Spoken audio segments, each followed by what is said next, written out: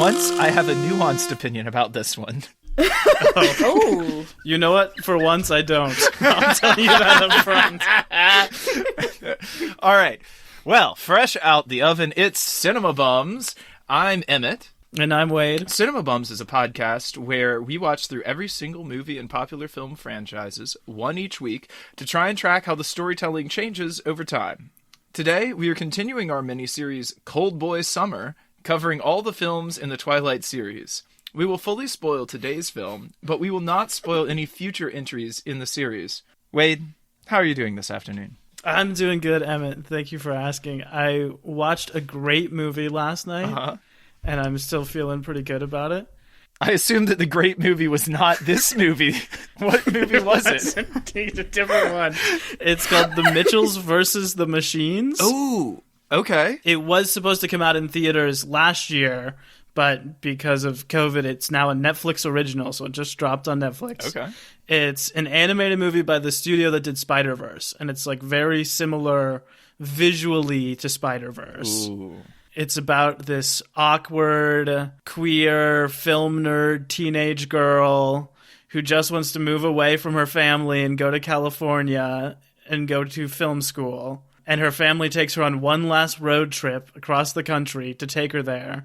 And then on the trip, the robot apocalypse happens. Oh, that's so cool. And they have to learn to band together and to like each other to like save everyone else in the world. That sounds incredible. It's great. So that's my recommendation. I guess it will be like 2 months old by the time anyone hears this, but that's my recommendation. Right on. And Emmett, I want you to know that I'm taking being a better host on this podcast seriously.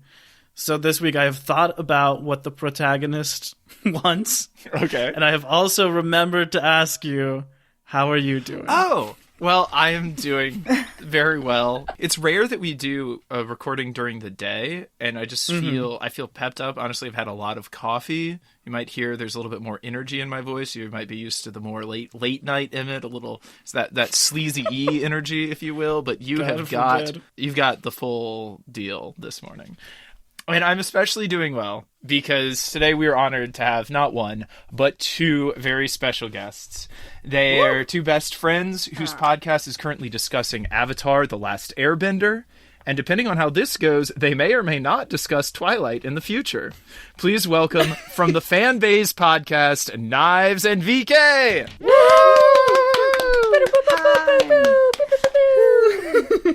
How are y'all doing? I'm doing great. I'm so excited to get into this with y'all. Like this, Veronica and I think we discussed that on like our first episode. Twilight is one of the first friendship bonds that we had, the Twilight series. So we have lots of memories over this series. Incredible. So many memories. Some of them embarrassing. And you were fans like of the books, right? Before even the movies came out? Yeah, actually. And by oh fan, my god. We mean like annotated books, highlighted with tabs and color-coded. That's who we were. And the shirts? You had like the Edward Cullen shirts and everything? Never had the shirt. Never could afford the Hot Topic shirts. Yeah, but I always wanted it. Tried it on and took a few grainy pictures with my flip phone. Those flip phone pictures. That we made our own. Oh, even better. So that's kind of the previous experience with the books, but what about with the movies? What's your previous experience watching these works of cinema? So when it comes to the movies, it was always a big event. Like we all always went out to go see the movies. It was always, a tween girl's dream to band together and go check out these movies. So when I remember the movies, I just think about friendships and other people a lot more than the movies themselves. I can't exactly remember. Like, I was like, did we even go to the midnight premiere of this one or not? Like, I can't remember if that was more the Breaking Dawn times. The amount of discussion that we would have about the Team Edward versus Team Jacob drama that definitely rears his head during this episode, during this movie. You brought it up, so we're just going to put it to you. Knives, you start. Where do you fall? Team Edward or Team Jacob? Always been Team Edward from the jump. Okay. All right. Oh, yeah. And Veronica, where do you fall on this question? Team Eddie, baby. Ooh. Team Edward is it for me. For so many reasons. This is why Knives and I connected. It was like, oh, Team Edward, good. We'll stick together forever. Jacob is a creep. Jacob would be arrested if this movie came out in 2021. That's what I have to say about this one. That's fair. Both of them would be, actually. Yeah, no, I you're feel right. like both of You're them right. are pretty creepy and pretty arrestable. Yeah. No, but I also did like Jacob, too. He was okay. He was doing too much for me. Well, the writing is certainly biased. The writing is biased. They definitely want, Edward and Bella together. Yeah. My take on this is that if Jacob had been played by a better actor in these movies, there would be a little bit more parody of, like, who we thought she should end up with. I mean, I am Team Jacob, but that is more an ideological stand than it is, like, anything about the acting in these movies. I think you're right, Emmett, because it feels like he has the worst written stuff, and they've given it to the worst actor. Yeah! Which is, like, a particularly deadly combination. Yes. I think this movie has, like, compelling setups, like a compelling structure for what it's trying to do, and doesn't pull it off because of both of those things, the bad writing and the really bad acting. I was going to say, you guys were into them when they were coming out. Have you, like, watched them throughout the years since? Have you revisited them recently? Oh, yeah. I have. This is the first time I have gotten anywhere close to these movies since being 15. Me too. I'm in the 16, exact whatever. same boat. Yeah. So watching it, I was like, woo, baby, this is so much. So we still have cable. Most people don't. Nice. But yeah, whenever it comes on TV, like, even if it's on, like, the Spanish channel or something, I'm just like, it's a late night, I'm having a drink, I'm like, let's watch Twilight again. Again. And again and again. And again and again. This is the last one in the series that I have seen. I did not ever see the fourth or the fifth. I was just exhausted after watching this one. I did see this one in theaters back when I was 15. Oh. And the thing about living on an island is that there is no movie theater here. So we had to drive 2.5 hours and take a boat ride to get to the movie theater. So it's a commitment. And when we went up to watch this movie, I was like, that's the last time I'm wasting that much time on a movie I don't want to see. Who dragged you to go see it? I wasn't going to talk about this because it's a little weird, but I was 15. I was working at a surf camp. I was helping teach kids how to surf. There was a woman working there who was 23, who I had, like, a flirtation with. If you're 15 and you're flirting with a 23-year-old, good for you. If you're 23 and flirting with a 15-year-old, not great.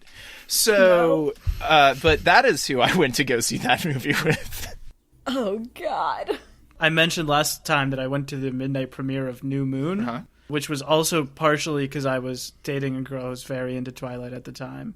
And we broke up in the few months between these movies. So this was sort of like the end of it for me as well. Although I saw this one and the next two in theaters, but I think it was like at the $2 theater like a couple of months after they had come out. Mm-hmm. Like in the very short time between the last one and this one coming out, because they're like 6 months apart. Really? Yeah. Now, Wade, you might be able to answer this. Were they doing that Lord of the Rings thing where they just filmed all 5 of them at the same time and released, like, then edited them and chunked them out? Or were they really just producing individual movies, one every 8 months? I mean, they were doing them as separate movies, but the cast had, I think I read, a month off between filming New Moon and filming this. Like, this was entirely filmed by the time New Moon came out. That makes sense. That's bringing up memories for me now, actually. Yeah, because they just kept on coming out. I remember that, actually, of, like, being like, whoa, they're back on location already. You're following the locations of where they were shooting? Total fangirl. I'm not joking. Yeah. Well, I did have a question about that. Where did they shoot this? Do you remember? I'll look it up. I know the first one was Portland, and the second one was Canada. Mm-hmm. Yeah, I feel like it was mostly Vancouver, but now I can't remember. That makes sense. Yeah, that's what this is saying too, Vancouver. So they usually shoot a lot of that Seattle and Washington stuff in Vancouver and then get like one exterior shot of Seattle to throw in because it's so much more expensive to shoot in Seattle than in Canada. Emmett, as someone who's actually lived in the Pacific Northwest, how accurate are these movies to you? Well, I was going to bring this up a little bit later, but I will say the part where they're like, so many people are dying and going missing, it's going to cause some trouble and the vampire council is going to know about it and freak out. I was like, you're talking about Seattle. That would be the best place in the world to be a vampire. Like, it is like a grungy place. People going missing and getting killed. Yeah. Do you know how many serial killers are from Washington State? You know, it's just like, it's a breeding ground for depression and violence. And so that's my thought on it. I would say an accurate depiction. Not to be too much of a downer about it. We're like, whew. Being in Seattle would make you want to drink human blood. That's all I can say. So this is the part where I'm supposed to tell you what happened in this movie. Give the listener a little quick summary of what happens in this movie. It's going to be tough. At the end of the last movie, Edward has proposed to Bella. This whole movie is the period between when he proposes and when she answers. Essentially, is like what it boils down to. They really stretched that out. Yeah. She was really like, let's tease out for as long as we possibly can whether it's going to be whether she's going to say yes or no. Well, hasn't she said no? She said no at the very beginning of this movie because the first lines in this movie are also the same as the last lines of the other movies. Like, marry me, and she's like, no, and he's like, marry me. She says, no, not gonna, and all this stuff. And eventually, you know, she comes around to yes by the end of this movie. But we've really, overall, the meta plot of what's going on in this series has been advanced by, a moment. Fans will remember that there was a little bit of tension between Jacob and Edward in the last film over who was gonna win the hearts of dear Bella. It's still going on in this movie, and it's ratcheted up. Now Jacob is all hurt because Bella's with Edward again, and he's angry, and he's more fully decided that he's going to be a werewolf, and he's cool with that, and he's just walking around with his shirt off all the time, and he's feeling uncomfortable. The actor is feeling uncomfortable about that all the time. Mm-hmm. Also, our big bad Victoria, who we were introduced to in the first Twilight film, is plotting an attack on Bella by creating an army of newborn vampires by going around and biting a bunch of vampires. And the lore on this is that newborn vampires are the most ravenous and bloodthirsty and the most powerful out of any vampires, which kind of doesn't make sense, but that's okay. They're more vicious and have less control. Kind of like a baby rattlesnake. You know, it's it's going to give you the full venom if it bites you, but an adult rattlesnake, it might not. And then at the end, there's a big war, and the werewolves help, and the werewolves and the vampires come to a tacit truce, which I thought they already had a tacit truce. So that character arc was also confusing to me. And then there's a war, they win, and we're never really sure whether the Volturi were behind it or not. But Victoria is dead. We have graduated from Darth Vader to the Emperor in this movie, if you will. Wade, what are the stats? What are the quick stats on this film?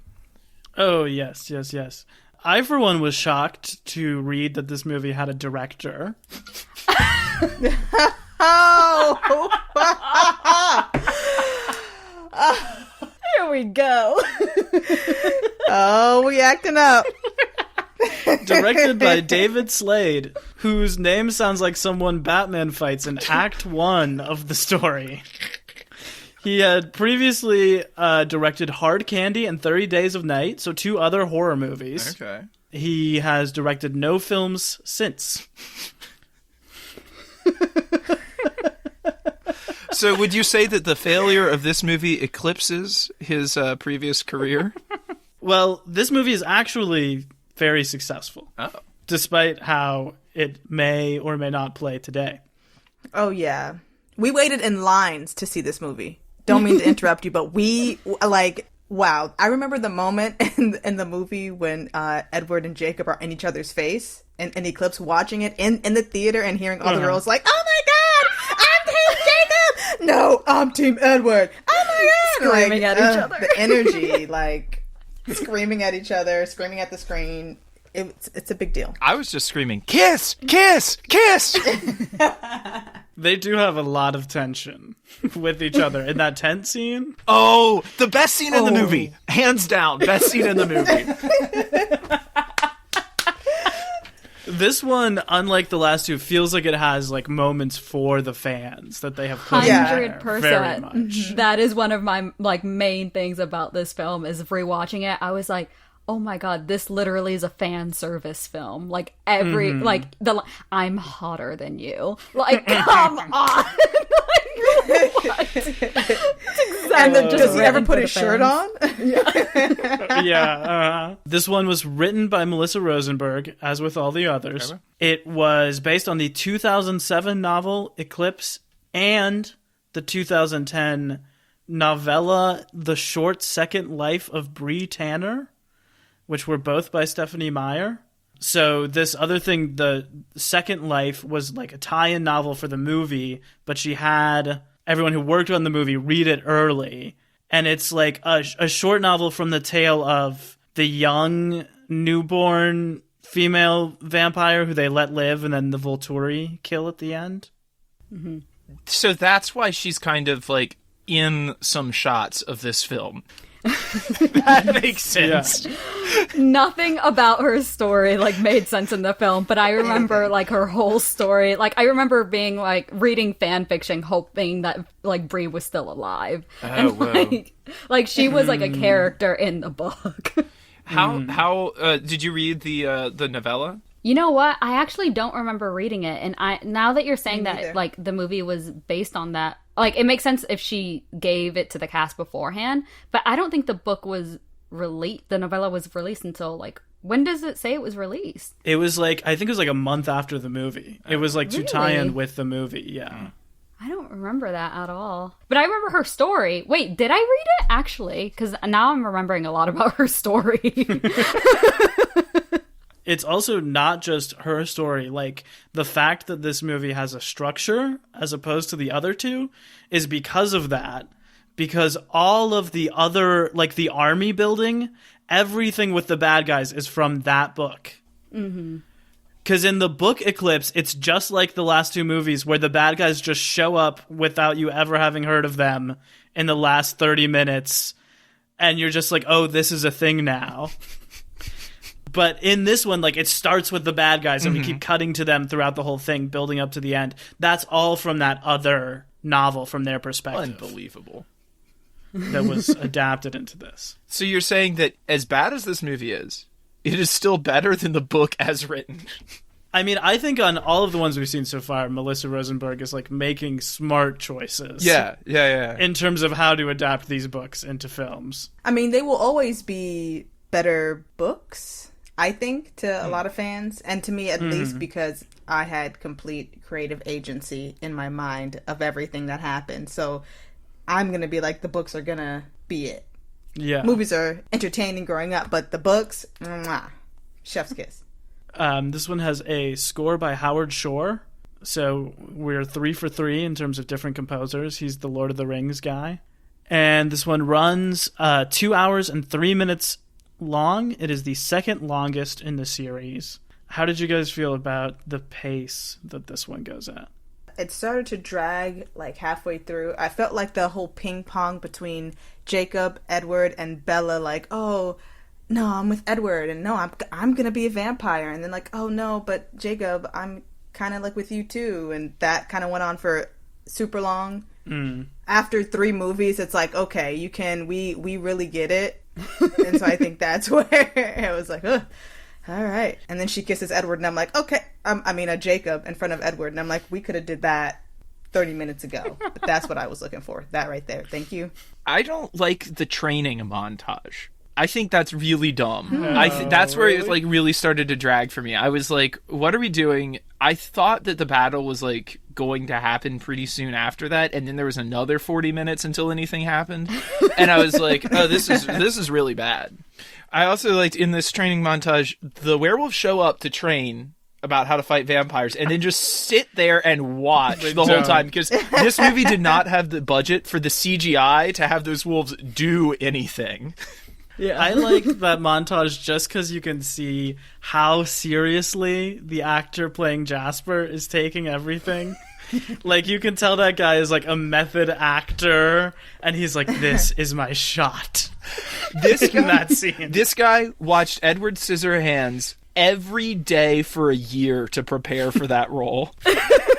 He is channeling young Johnny Depp in just like such a way. And also, Oh my god, yes. his southern accent does not exist in this movie until we get the flashback of him having been a Confederate soldier, and then he's got a southern accent for the rest of the movie. I thought I was the only one. I was like, when did this? And it slowly came on. At first, he was like, "Well, I do like my ladies, whatever," and I'm like, "Okay, well, is that an accent?" And then by the end of the movie, is full blown deep Southern Bible Belt. I'm like, "Whoa, bro, what?" And then it's like, you fought in the Confederate Army? Yeah. Yes. It's like, why couldn't he could have been from the Union Army? There's no reason for that whatsoever. There was no reason. But only to stress me out. This is that classic Twilight twist where for 2 movies they're like, hey, this guy's kind of hot in the background. You probably like this guy. And then they're like, he's a Confederate soldier. And then they're like, he murdered a child. Not just one, hundreds. This one was released on June 30th, 2010 by Summon Entertainment. That's 7 months, almost exactly, after New Moon. It's the only one in the series that didn't come out at Thanksgiving. The only summer movie in the whole series. That's right. Which was because I think it was Deathly Hallows Part 1. One of the Harry Potter movies had moved to that Thanksgiving. So they were just like clearing the way. But can you imagine the actual all-out brawls that would have happened if the Harry Potter and the Twilight were showing at the same theater at the same time? You don't understand the fandom fights. Brawls that were happening because they were coming out. Like, the fandom was nuts. Like, Yeah, it's... They would have just said, hey, let's just have a double-screened theater and show them both at the same time, and let's just all be calm. Please.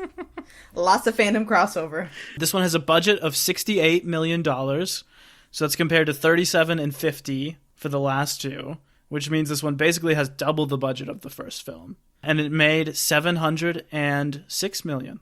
Wow.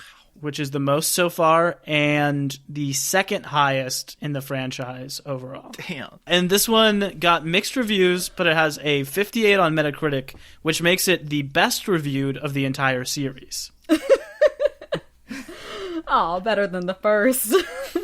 Yeah, I think the first one has 44, and then the last one had 56, and this one's got a 58. Wow. People were really high on this at the time. Like, they liked the action, they liked the jokes in it. And I can also say, anecdotally, from looking on Letterboxd, like, a bunch of just random people's Twilight lists had this at the top. Really?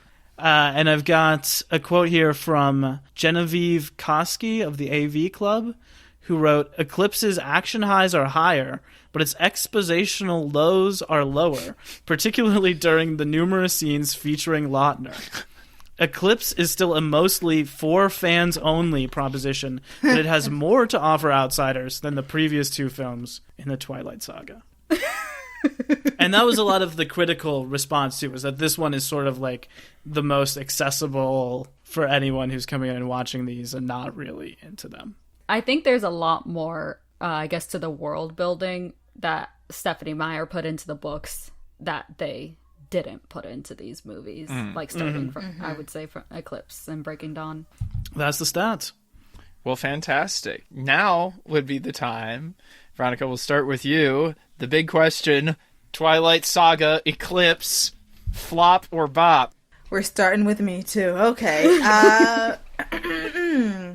I would say that because of the fan service, because of the action that this one had, and because I have so many goofy and fun memories enjoying the movie, it's gotta be a bop.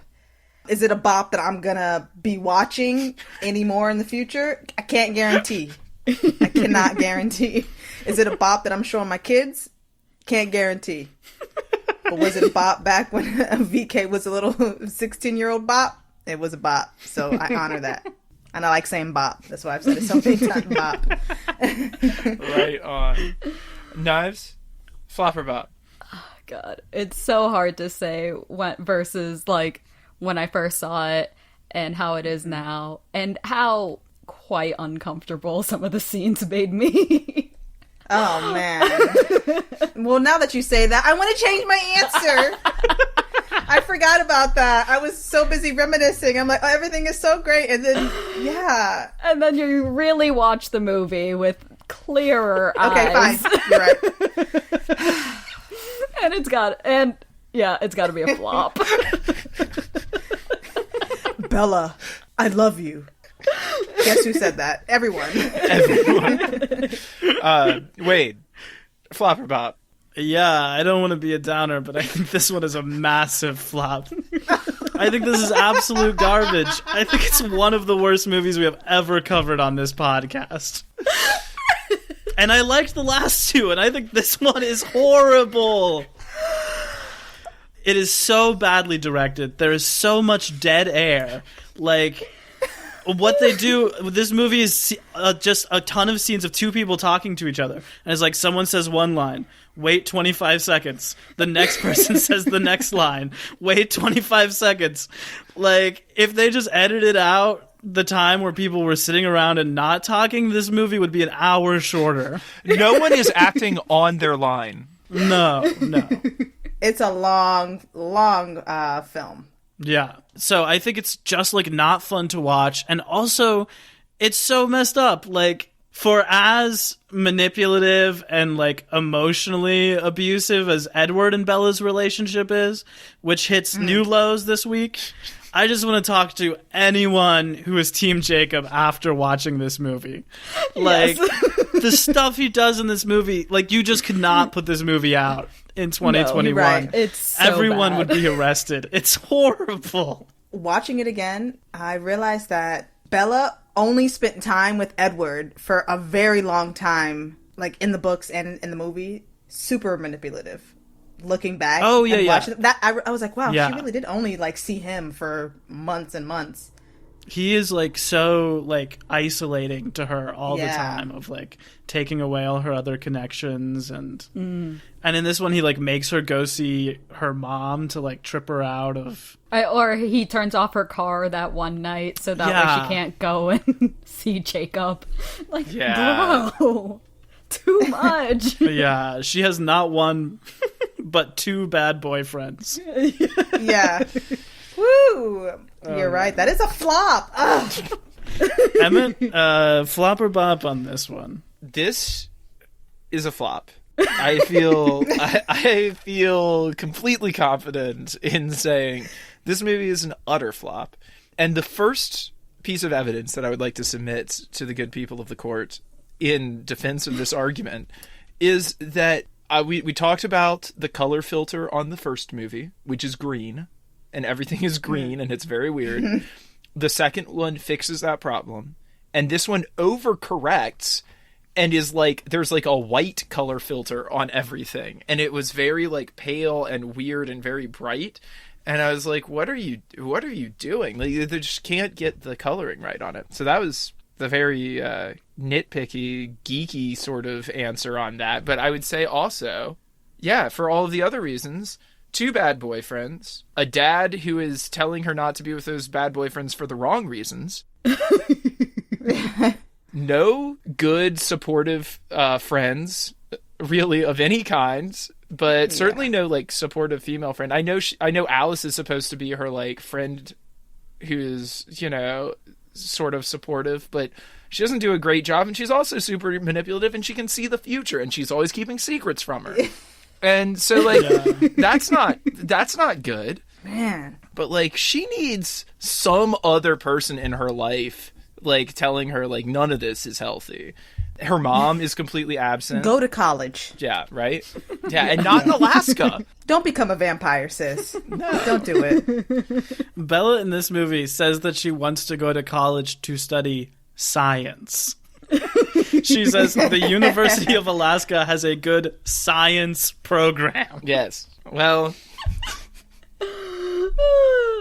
She's a great liar. Science. Oh, she's not even really going to college in Alaska. No, that's her cover story. But, okay, but this is more proof that this movie is terribly directed because I didn't understand that that was a lie. I just thought she was going to college and that Edward would also be there and like some weird way. She's starting to set up her cover story. So, like, there's that whole moment where Edward's like, this could be the last time you see your mom before you graduate. Yeah. And he gives her this Wink, look. wink. Yeah. Also, her mom wasn't going to come to her graduation. Her mom is like dating a baseball player. She can afford the plane ticket. I was wondering that. I was like watching the graduation scene and like you see her father in the back and I was like, wait, her mom didn't come to her graduation? That's how badly she hates forks? Damn. Whew. She's lived with her dad for 1 year and with her mom for the rest of her life, and she didn't come to her graduation. Ridiculous. This movie is also a flop because of Kristen Stewart's bad wig. Like, she has the Yes. worst wig in the world during this. It looked like a couple different wigs. I was like, Yes, is this a different... all of them. All of the hair pieces, everything that they tried to put on her head. So, Kristen Stewart, right before, I guess, filming this, she finished filming the Runaways film where she plays Joan Jett. And so she cut all her hair off in like this like mullety, Joan Jett's hairstyle, obviously. And so like she had to do that for that character or whatever. So therefore they just put her on a whole bunch of wigs for this film, and they just all are awful. Every scene they tried a different one. They said, all right, bring out Exhibit B. Let's see how it looks. And then just cycle through them things. I think they went and found the old wig that Taylor Lautner had been wearing in the first one. No! And brought it out of You are not storage, just allowed. dusted it off and threw it on her. Dyed it a little bit, a couple shades lighter, and said, here we are. Also, okay, in talking about inconsistencies in the directing, I want to hop on a couple of things here because we've got pretty well established in the first movie and pretty well followed through on in the second movie is that these vampires sparkle. It's completely made fun of by everyone, but these vampires sparkle. There's not very much sparkling going on in this movie. I thought the same thing. There's a lot of scenes where they're in like what seems to be a lot of sunlight and no sparkles. How does he visit her mom in Florida? Yeah, exactly. That's the question I had. Yeah. Is he dressed in like a full raincoat the whole time? He's wearing a short sleeve shirt while staring at Bella talking to her mom. He's doing that Invisible Man thing of wrapping his whole Yes. body in bandages. He said, I just got in a really bad fire recently. Yeah, it only happened at the beginning. It only happens in that one scene where she Yeah. like sees him and it's like when it's cute. So this is a movie that only does things when it's like convenient and cute for it to, and then forgets about those rules later on. I also thought it was cute in this movie. At one point, in the first time we see Jacob, he shows up, he's got the jeans and the black t-shirt on. Classic look. I love that look myself. The extra small black t-shirt. Oh yeah, the extra small black t-shirt. Later on, we see Edward wearing the exact same outfit. And I was like, wait, he doesn't usually dress like this. He is trying that out because she knows that he likes it. But on this point, do y'all see any chemistry between Bella and Jake in this movie? Is it ever present? Like, are you ever feeling that, like, will she, won't she? It just seems like no, right? This one, she's like, seems a lot more set, where she's like, no, I'm with Edward, and that's the end. So I think it's more of like, they play into the fan service of it, of like, oh, we have to pretend. But yeah, no, she definitely, like, the whole time, she's like, no, I said no.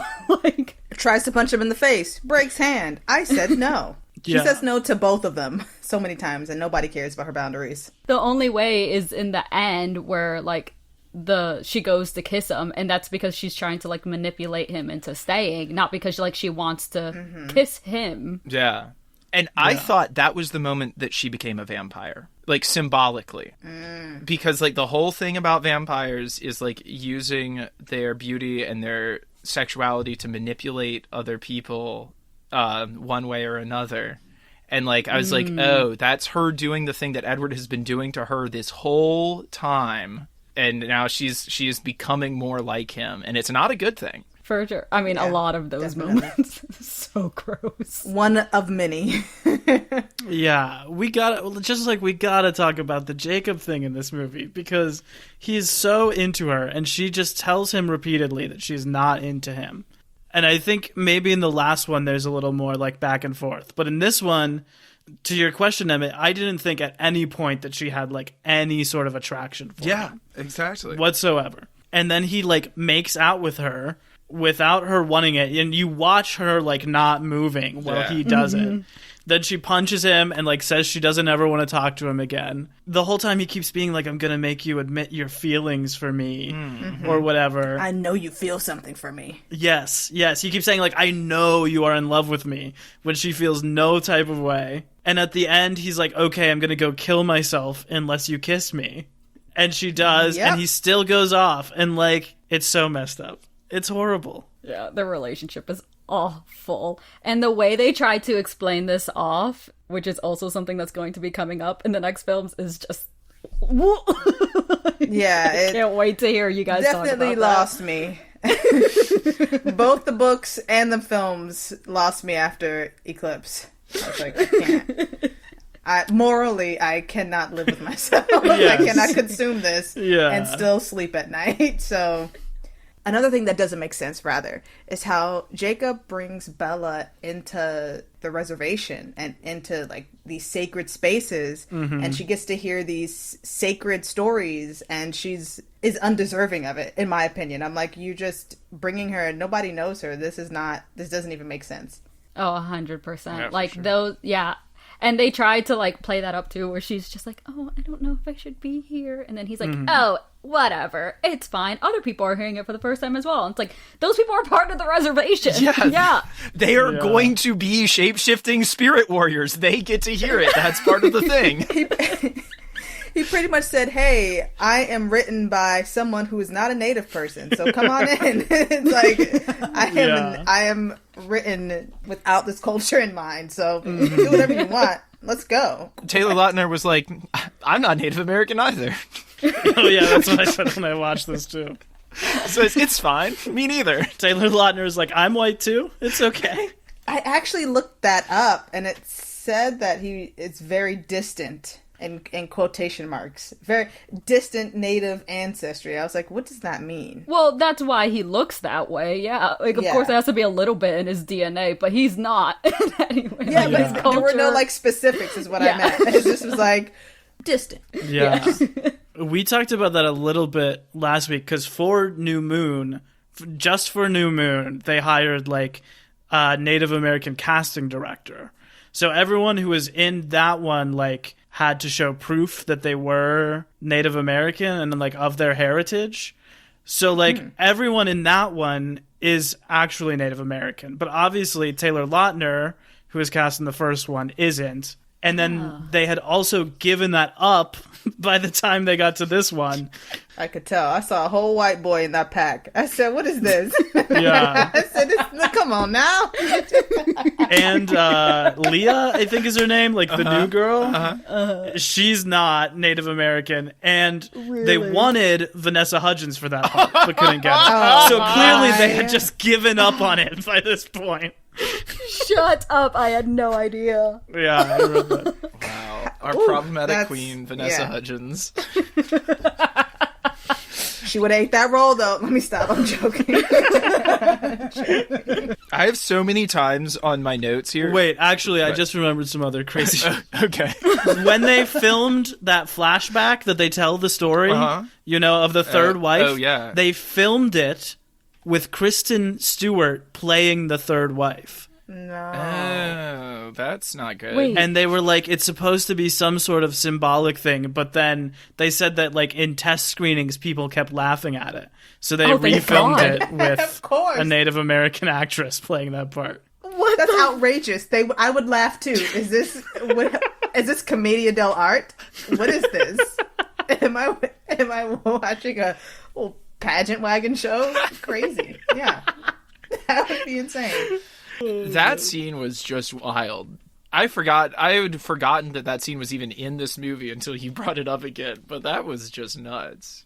Yeah. All of the flashbacks in this movie have the visual identity of an SNL skit. Like, with the Confederate Army one and Rosalind's, like, Kill Bill one, where she's, like, in the 20s. Like, those look and are acted like SNL skits. And when she walks in with the wedding dress on. Such a dramatic moment. So ridiculous. I used to be dramatic, whatever she said. Yes, sis, we see you. I have so many times in my notes that I said, I just wish the acting was better. This scene would, like, maybe play, like, some of this problematic relationship with Jacob would play better if it was an actor who could sell it. Like, it wouldn't make the relationship good, but it would make the movie compelling, you know? Because, like, we see a lot of interesting bad relationships in movies, but this one just is a bad relationship that is also uninteresting. And you don't really like her and Edward in this one either. And they have that horrible sex scene. I was just imagining being 14 and watching that with my parent, which I'm sure so many people did. That's the reason why we went. We're like, we gotta see how this scene plays out in this movie. It's like she unbuttons like 2 buttons, and then he's like, no, I want to wait for marriage. I don't want to go to hell. This was also, like, all during the Disney Channel purity ring, like, stuff that was going on. So, like, the whole world, like, all the, like, big name things were all, like, on this, like, purity wagon. That's kind of the weird thing, is that Edward and Jacob are both sort of the bad boy, but they also are, like, both not. You know what I mean?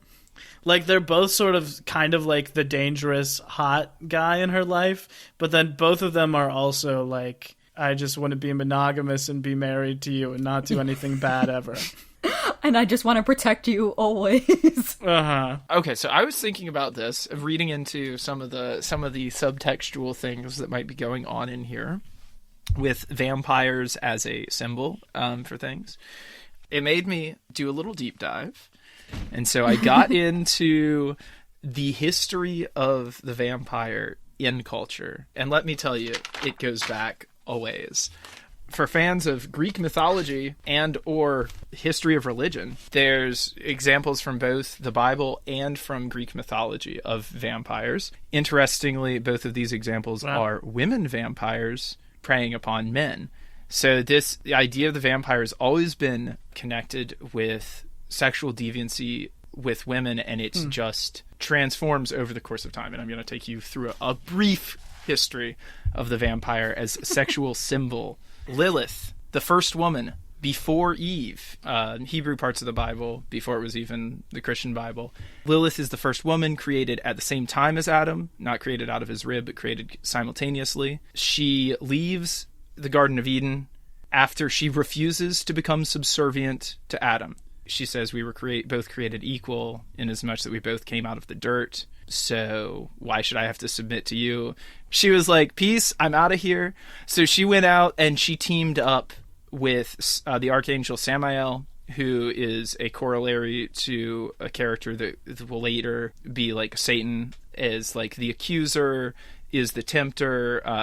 Not to go too deep down that history hole, but basically, like in the old school Bible version, it's not necessarily a bad thing to be Satan. There's, he's like there to test humans for God as opposed to go against God. Mm-hmm. That's like really the only time that she's mentioned in the Bible. But then like in the Talmudic histories and like the lore and like Hebrew legends, Lilith means a night creature or a screech owl or a night hag. It's associated with sexuality, with like wanton sexuality, and with like the stealing of babies. And she is sometimes depicted as like having like a bird's feet and wings.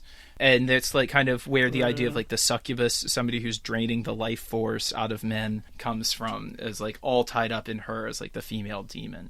So that's really interesting. Now we're going to kick it over to the Greek history. These unfortunate shepherds in Greek history.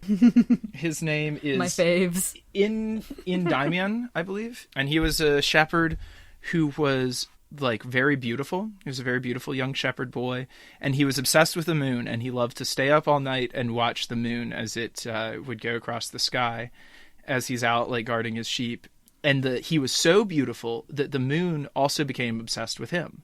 The moon fell in love with him. The moon is in Greek mythology incarnate as Selene, and Selene decided that she wanted to have him forever to be able to look at. She makes a deal with Zeus and essentially puts this man under a spell where he will live forever, but he is asleep forever. So he is like in a kind of like sleeping beauty trance where she is, and she goes and essentially like rapes him while he's asleep and has, I think, like 50 children by him in the story. Wow. Yeah, it's some pretty crazy stuff. So, and that's also could also be seen as a form of vampirism, of like draining the life force off of somebody, and is like all that like she turns him immortal, but she also like takes something from him in a really major, like takes all of his agency away as well.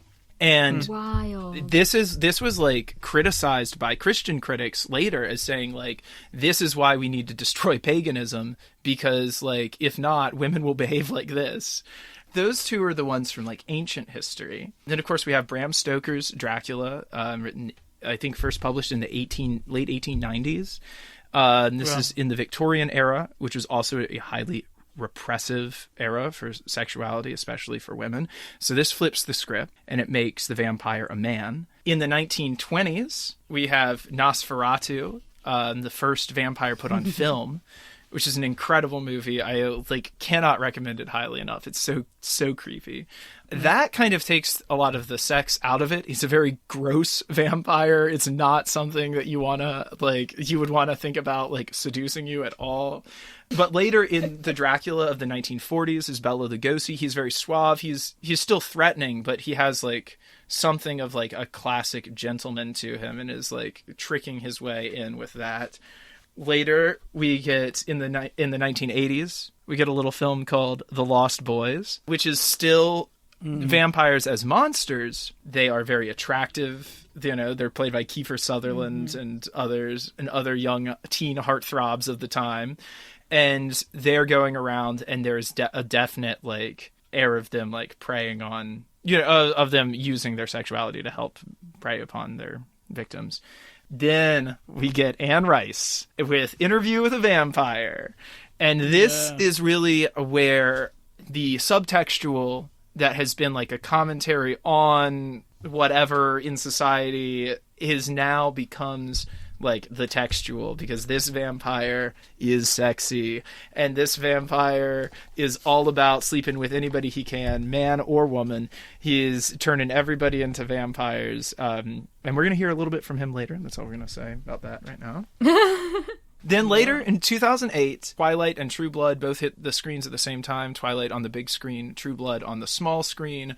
True Blood, the HBO series about vampires that has lots of vampire sex in it.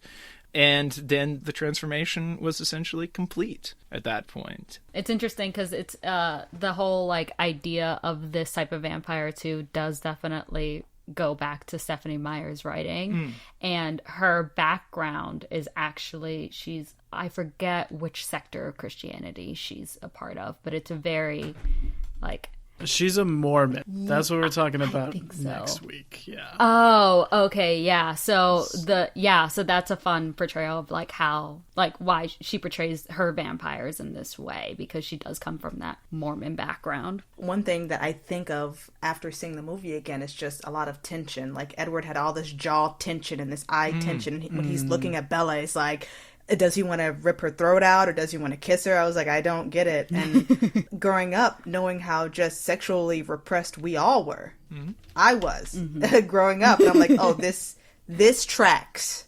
And that's the same reason now on the other side, I'm looking back and I'm like, woo, problematic with a capital P, this franchise is. And the fact that the target audience were kids, children. So this is now like shaping how we perceive affection, how we think we should be treated by partners, normalizing that controlling aspect, and this really toxic hawk watching someone. It's just like, and thinking that is affection, right?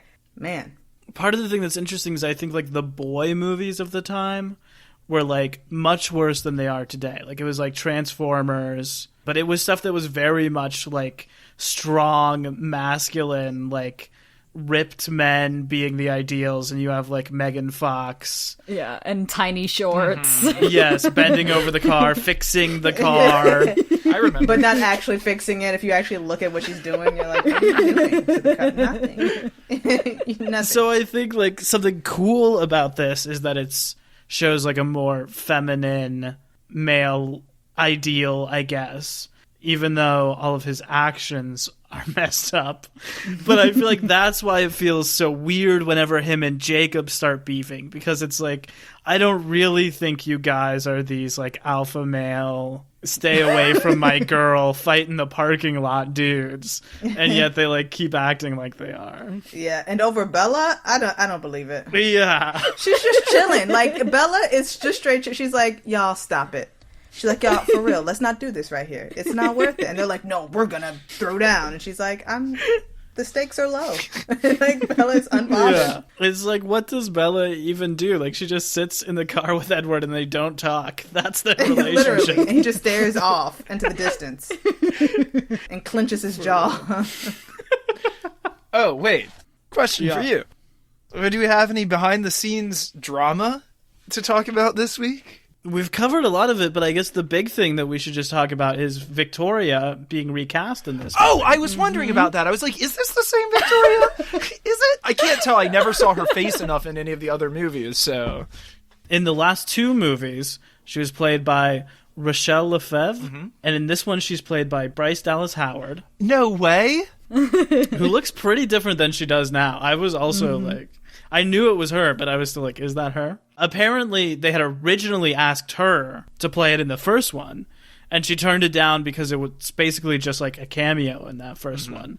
Although, she's not in much of this movie. She's not. She is like the one running the things, but it is much more that other guy who is like the actual antagonist of the movie. But anyway, they said that it was a scheduling conflict with the actress is why she didn't return. There was some sort of like back and forth where she had taken like a 10-day shoot on something else, and she said that that was in her contract, and the studio was like, no, it wasn't. But they were just basically like, it was a scheduling contract, there was nothing we could do. And then she said that she was stunned and greatly saddened by the announcement. Damn. So I don't know. I just wonder if they had wanted Bryce Dallas Howard from the beginning, if they were like, this is Victoria's movie, let's get her out of here. This is a great excuse. Yeah.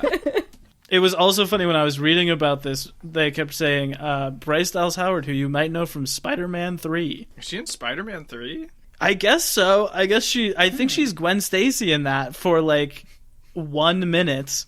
This is the only time, truly, that I have ever seen Bryce Dallas Howard in a movie and not thought it was Jessica Chastain. So I'm stunned to find out that it was Bryce Dallas Howard in this movie. Well, it's funny because when I think of her now, I think of like the Jurassic World movies or like her directing stuff. She directs a lot of The Mandalorian and some other stuff. But in this, like she had done Spider-Man 3, she did Terminator Salvation, she did this. She was very much in like the mainstream, like evil redhead, big flop sort of stage of her career. She knows her type. Interestingly, Lilith is supposedly also an evil redhead. Go figure. Maybe there's deeper connection she was trying to work in than we thought. They're the same. Oh, there it is. Victoria is Lilith. Another thing that ended up on the cutting room floor is when Jacob and Bella have their big kiss at the end of the movie. It originally cut to a scene they filmed that was like the rest of Jacob and Bella's life, like a flash forward of them growing old together. Weird. And apparently it was another one of these test screening scenes that didn't work because of whatever old age makeup they had on them, is what they said. The hair and makeup department in this film. The costume department. They were doing their absolute best, y'all. They said, we're here. They're cutting us a check. We are here to do the job that we can do with the budget that we've got. Yeah, they used 60 of that $68 million on that one scene with the CGI wolves. I think you're right about the costumes. Like in the first two, they feel very much of the time. Like you see a lot of the like 2008 style in those. And this one, everyone's in like very just like utilitarian, plain dark shirts and jeans the whole time. I was like, the Cullens T-shirts, raided the hoodies. X-Men's wardrobe for that final battle. That's even what the bad guy wears too. He is so nondescript.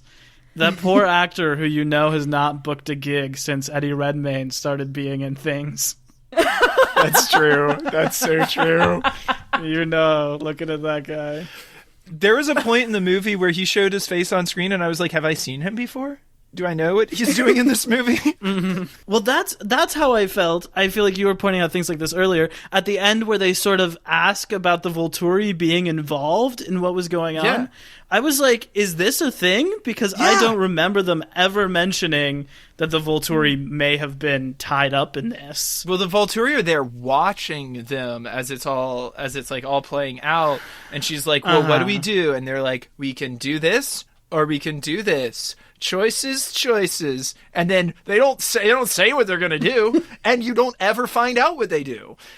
Unless they kill that girl who she wrote the whole novella about, just so that the Cullens never find out that the Volturi were behind it. But you see them like investigating it earlier, but you never see any implication that they were behind it. No, so they definitely weren't behind it. But they did want the drama to happen. Like they were just like, let's They even see. act super sus. Like when they show up at the end, They're like, oh, we're late. Oh, just like that. Just strolling. Oh, 30 minutes ago, a lot happened. We just got here. We had no idea. Oh my god. There's blood everywhere. Oops. I'm just going to ask you who the protagonist is and what they want. Knives, we can start with you. I'm so bad at these. I failed English. I watched her fail it. I was sitting next to her. Protagonist. The antagonist is way easier, isn't it? Yeah, it is. Really? They're both hard. Yeah, I'm just gonna go with Bella, and her objective is to keep her two boyfriends from killing each other. Okay, two boyfriends. I buy that. Yeah. Yeah. And who's the antagonist? I would say it's Victoria. It's her whole revenge plot is what this movie is supposed to be. None of this plot would happen if it wasn't for her. Veronica, what do you think about this? Pretty much the same if we're going by the formula of the protagonist / antagonist being one person. Definitely would be Bella being the protagonist, the antagonist being Miss Redhead. And Bella's objective, I think, being to transition as peacefully as possible into her vampire life. Like, as seamless as she could possibly do it. Wade? I think it's Bella. I think Victoria is like the antagonist, but also the other guy is more functionally like the other guy is who most of the movie is about, but he's not the one with the personal grudge. He's like ultimately just being manipulated, you know? Yeah. I thought for most of the movie that Victoria was not even going to be like really addressed in this movie. They were saving her again for later, like last one. But then her death is like brutal. Yeah. And so is his. His was pretty rough as well, because it's like they're like letting him know, like, yo, the only reason you're alive is because she's been manipulating you this whole time. And he's like, what? What's going on? Sides. I feel like she probably wants the same thing she does in the last movie, which is what I think makes it sort of weird narratively, like you were talking about, Emmett, is that I think that she just still wants to like find a way to be with Edward forever. She just still wants to like secure that like permanent long-term relationship with him. Like that's what she's holding off on marrying him in order to secure that thing as like leverage, you know? Yeah. What did you think, Emmett? Oh, before I share with you what I think, I would like to share with you what Caroline thought of it. My younger sister, we watched this together. She fell asleep for a good chunk of it, but at the end I asked her, who do you think the protagonist of this movie was? Because I was truly at a loss. But this is what Caroline said. The protagonist is literally no one. I'm even tired of Alice. Wait, can I say something? Yes. I think that her dad has a crush on Alice. Yes. That we see in this movie. Yuck. And I ship it. No, I ship it. I want to see them together. Yeah. But she's technically a well, she's not high schooler, but to him, that's true. That's fair. but she's technically like hundreds of years old. Yeah, so. and that actress is probably 30 when she's playing it too. So at least 35, 40. So it's probably. not like that weird. My problem here is that I don't think anybody does anything in this movie to be worthy of being a protagonist. I think the person who takes like maybe the most, like has the most stuff going on with him in this movie is Edward. That's purely based on the one scene in the tent, which is like the only good scene of acting, and it's only half good. What's the change? That's the question we always ask. Yeah, what is the change? Like, who makes the change at the end of this movie? Okay, so she says, it's not just about you. I want to be a vampire because this is my world. Like, this weird, supernatural, crazy stuff is like the first time I've ever really felt like I was in the right place. It seems to me that's what convinces him, is that she's doing it for more than just the one reason. That is also confusing to me. I don't know how that falls like narratively, like within her arc. Is her arc that she discovers that she wants to be a vampire for more reasons than to be with Edward? But I don't even know if I believe it in that moment either. I like the answer that she's trying to keep her boyfriends from killing each other. I think I do think that's like a pretty actionable thing that she's doing over the course of this movie. Do you think if it was today, they would just all be in a relationship?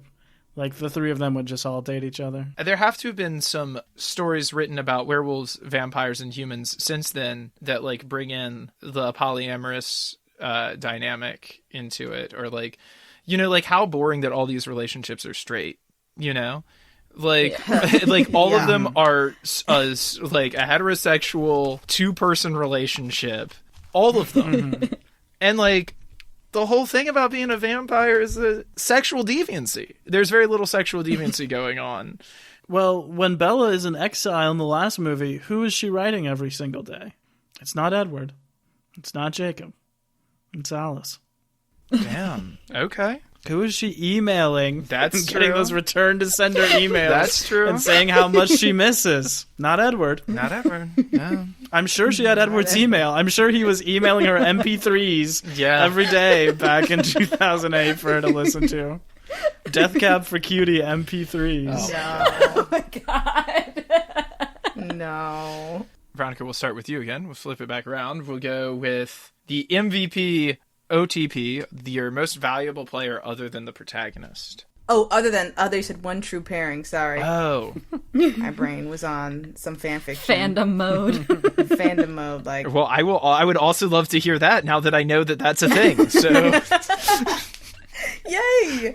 I want to say Bella's mom, sort of. Also the council leader, maybe, who's telling the stories, who's recounting the story while looking dead at Bella's eyes, like dead into her eyes, and is like, yeah, you. But I do like her mom, only because she's the one who really keeps it real with Bella. She's like, hey, Edward's intense. It's love, I guess, but it's there's a lot. She seems to be the only one who's really picking up on how much everything is. I don't know, she also didn't go to her daughter's graduation, so what? Grounds for me to hate her at this point. And my OTP, Bella and Jacob. That makes no sense. Yeah. Only because Homegirl has to become a vampire to kick it with Edward. She doesn't have to, but she's choosing to. And I think that that's just super drastic. Like, the one thing that made sense in the movie was when Jacob was like, to be with me, you don't have to change. I was like, that's sounding pretty lit to me. Also, you don't have to be with him either. It's not like you are. But when he was like, you don't have to do anything, just as you are. And I was like, that sounds real nice. Yeah, and they don't have to get married or change her into a vampire. He's like, I will just sleep with you. It's like, it's like, look, it's good. Also, I will have sex with you. Yeah, exactly. We're here. Might as well. It's like, yeah, so that's why I say that. Nice. MVP for this one, I'm going to go with Rose. I really enjoy learning more about her backstory. Wade looks confused. I'm just... There are a lot of characters to keep track of in this movie. The blonde one. She's the vampire sister. Yes.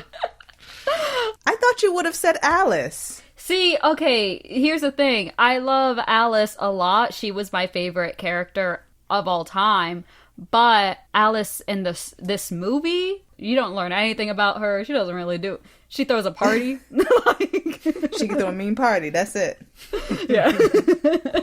But within this movie, I'm gonna say Rose, because she's the one that's like one of the only ones that fully understands like Bella's like situation and is still giving her like this advice of like, are you sure you want to do this? Like, can you actually think about this for a minute?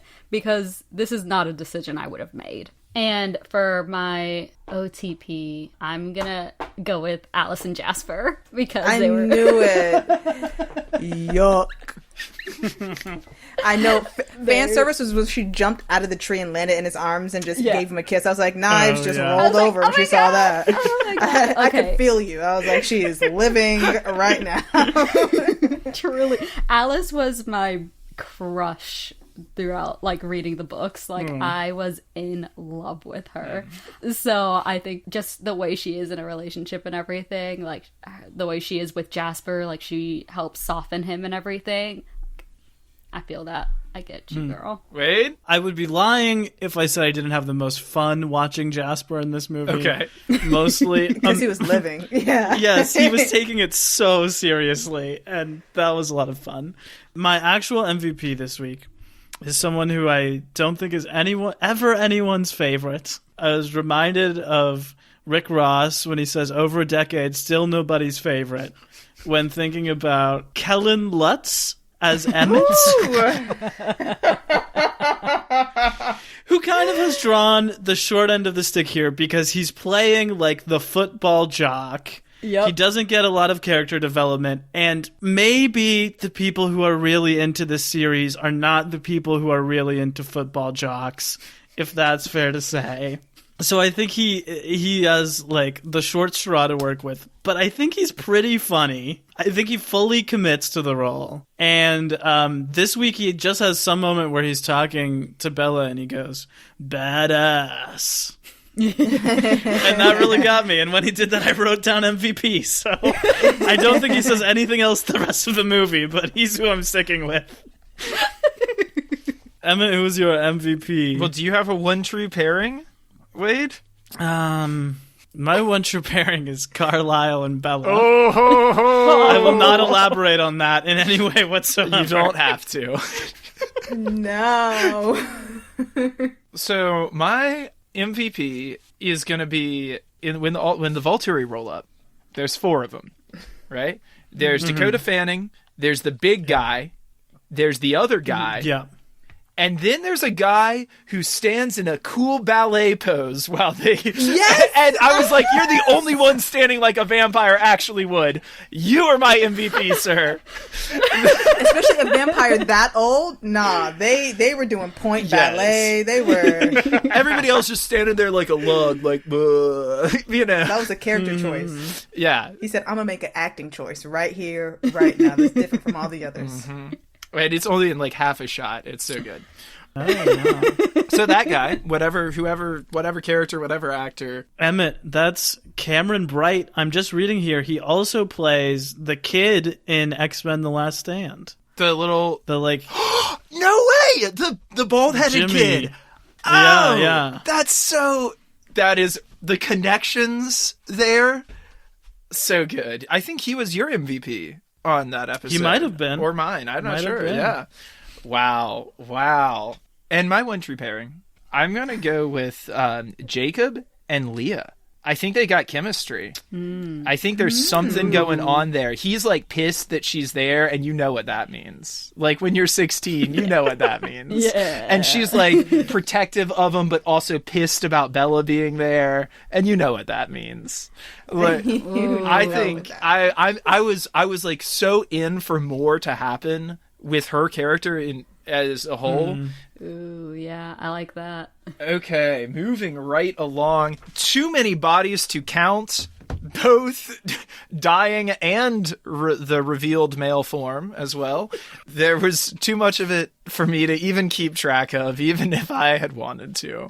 But I will just say this is certainly the most violent of the 3 that we've seen so far. A lot of brutal beheadings. Like, there's a Game of Thrones level of beheadings in this movie. It is really wild. And I think that Taylor Lautner appears with clothing on a full one time in this movie. So, and he's in a lot of this movie. Once is he wearing a shirt. That's true. So talk about the fan service, you know? Now, we are going to move on to a part of the show that I'm calling Interview with a Vampire. It is our quiz segment.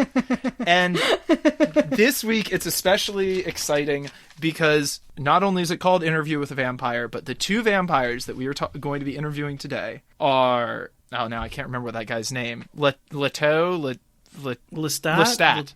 Yes, Lestat. From Interview with a Vampire. And Edward Cullen. Specifically, I was trying to pull quotes from this book, but they might be from across the series. So it's going to be quotes from those two. I'm going to read a quote, and everybody gets to guess whether it was Edward or Lestat who said it. All right? Ready. Okay. Don't be afraid. I'm going to give you the choice I never had. I think that's Lestat because I don't think Edward is trying to change anyone. Although, I don't know. I could be wrong, but that's what I'm saying. All right. Veronica? My first inclination is to say that it's Edward, but I hesitate because of the asking instead of just doing, because I feel like Edward just does a lot. But I'm going to go with Edward anyways, because that's what my gut says. Yeah, my gut reaction was Edward as well. Okay, that's a point for Wade. That was, in fact, Lestat. Damn. All right. Wow. Next up, do I dazzle you? Sounds very Edward to me. I'm going with Edward. Yeah, it definitely sounds like Edward. All right. Yeah, I'm gonna go for Edward. Okay, that's a point for everybody there. You're correct. That is Edward Cullen. I may not be human, but I am a man. I'm going to go with Edward. I'm going to go with Edward again. I'm going to go with the other guy. I don't know how to say his name. I'm going with Edward. All right, Knives and Wade, you've got it. That was Edward Cullen. I feel like I can see it on Knives' face when she recognizes one of these from the books, which is helping me in this quiz so far. Damn it, cheater. The dark gift is different for each of us, but one thing is true for us all. We get stronger as we go along. This is hard because I don't think that Edward would use the word dark gift. But that is a thing in this series, which I don't know is another thing, that like every vampire has one special superpower. Mm-hmm. So I am gonna go for Lestat though. It doesn't sound like Edward. Yeah, I'm gonna go for Lestat. Point for everyone. That is in fact Nice. Lestat who says that. No one could resist me. Not even you. Yeah, I'm gonna go for Lestat again on that one. I'm going to go for Edward. Edward. Oh no. Wade, you're correct. Oh, Really? The full line, which I couldn't say without spoiling it, is no one could resist me. Not even you, Lewis. Which I think is incredible. I do think Edward says that in the series at some point. Something I'm not- similar to that. I just admitted to stalking her, and she was smiling. That's definitely some Edward. Edward's all about that stalking But he never say it. in his head. I don't know, but I'm sticking with Edward on this one. I'm going to go with Lestat. I'm gonna go for Lestat. This was kind of a cheat one. It is Edward, but it's from Midnight Sun, the book that is written from his perspective. Okay, yeah. Yeah. You are a vampire who never knew what life was until it ran out in a big gush over your lips. I'm going for Lestat because that does not sound like a Stephanie Meyer line to me. Yeah, I don't see how that can relate to the vampires of the Twilight series. Rush out of your... Yeah, Lestat for sure, I think. Yeah, Lestat. All correct. Okay. Those more sensual vampires, I guess you have to go to Anne Rice for that. So eager for eternal damnation. I think that's Edward. Sounds familiar. Definitely Edward. I'm certain it's Edward. All correct again. You're intoxicated by my very presence. I'm going with Edward again. Okay. Of course, Edward. Yes, it is. Yeah. Oh, well, I'm sorry. I'm sorry. I assumed we all knew that. Right? It was just, Yeah. Of course. It's definitely. Our final one. I assume I need no introduction. I'm gonna go with Lestat. I think it would have to be someone very specific. Edward was saying that too. Yeah, if there's anyone in the Twilight universe that I think would say that, it would be Jacob. Just the energy of that. So I'm gonna go with Lestat. Yeah, same. Well, Wade, this is your first time winning a Cinema Bums quiz Whoa. with a full 10 out of 10. Wow. Did I really? Yeah, you did. Wow. So, very impressive. It sounds like I really want to, after reading some of those, I want to go check out Interview with a Vampire, at least the movie, if not the novel. It seems more exciting. Yeah, definitely. I read the book in high school because we had it. Oh, wow. I'm not sure which of my parents had read that and had it around the house, but we had it. I haven't seen the movie, though, but I remember it being good. Are there any final thoughts about this movie? We are wrapping it up. Man, It's what been a dope. time. Yeah, what a time in our lives it was to be Yeah. a part of this franchise. Just thinking back on all, like, that whole marketing scheme of Team Edward versus Team Jacob, and how badly they pushed it throughout this whole movie. Genius. I mean, it worked. Everyone had a team. You asked it on any interview show, like it was on all the late night talk shows. Literally everyone had their team. They were Team Edward, Team Jacob. Brilliant for them.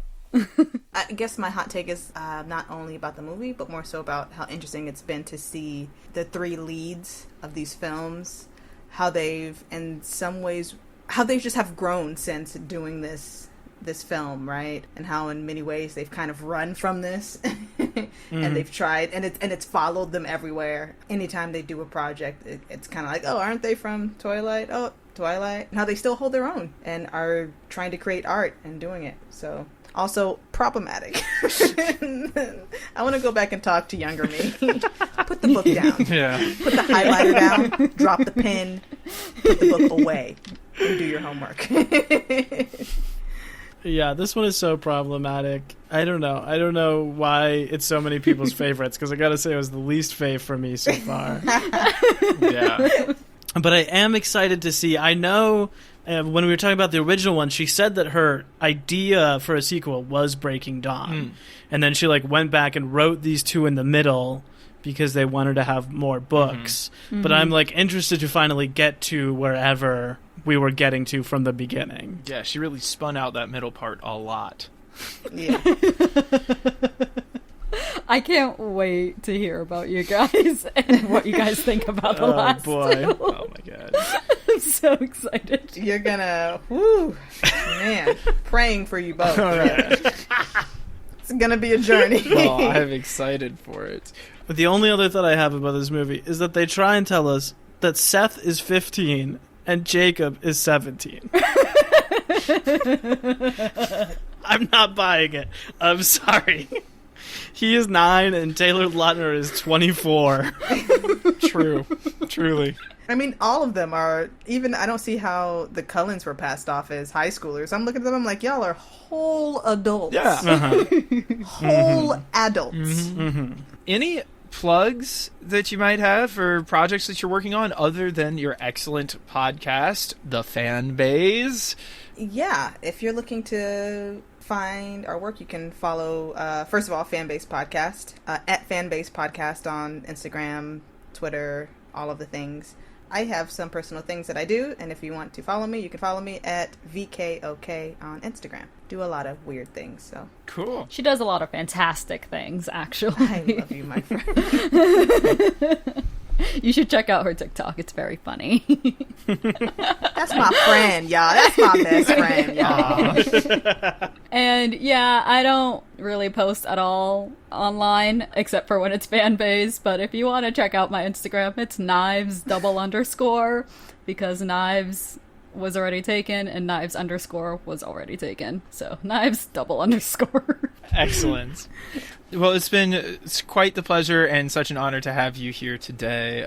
This is our first crossover episode with another podcast, and I'm so happy that it got to be y'all. I can't wait to hear more about what you have to say about Avatar and other fandoms as you go along, and I hope we get to have you back again sometime when we discuss the works of M. Night Shyamalan. Oh my god! No. Oh my god! I can't. Don't commit to that. I know. We can't. All right. Oh my god. Well, join us next week, dear listener, when we discuss the Twilight Saga: Breaking Dawn, Part 1. Part of that slew of films in that 2010s area where they were splitting them up into multiple parts to get the last book in the series right. Have a lot to say about that at some point. So tune in next week for that. Thank you guys so much for inviting us on. I had a blast. This was so much fun. Yeah, Thank you for letting us giggle and crack jokes on this wonderful podcast with y'all. Hell yeah. Thank you. And stay frosted, everybody. Cinema Bums is a production of DKG Podcast. It is created and produced by Wade Lawrence Holloman and me, Emmett Temple. Wade also edits and mixes this podcast. Our theme music is by Zane Holloman, who you can find on Bandcamp, and our show art is by Autumn Beckner. Our social media is managed by Laura Bennett. If you like what you hear, please tell all your friends and leave us a 5-star review on Apple Podcasts, the 2 best ways to spread the word about our work. You can also follow us on Instagram at CinemaBums or email us at cinemabumspod@gmail.com. Don't flake on us. We'll be back next week.